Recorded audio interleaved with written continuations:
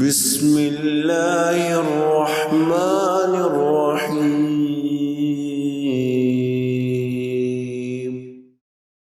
نماز میں دو مقام ایسے ہیں جہاں حساس صاحب ایمان رو پڑتا ہے۔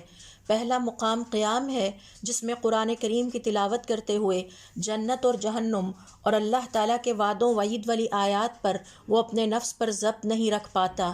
اور دوسرا مقام ہے سجدہ، جہاں وہ اپنے رب کے سامنے اپنے سارے راز کھول دیتا ہے اور اپنے خالق سے سرگوشیوں میں دعائیں کرتا ہے۔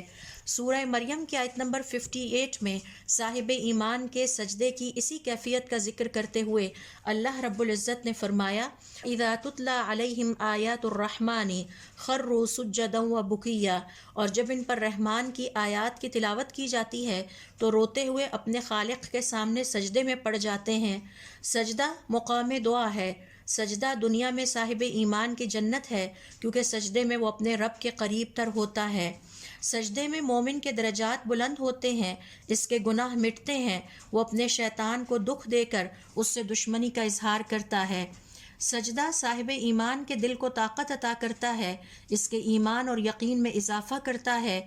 سجدہ روح کو سکون اور اطمینان عطا کرتا ہے، لہٰذا سجدے کریں۔ شکر کے سجدے، تلاوت کے سجدے، سہو کے سجدے، حاجت کے سجدے، خوشی میں سجدے، غمی میں سجدے، اور اپنے رب کے قریب تر ہوتے جائیں۔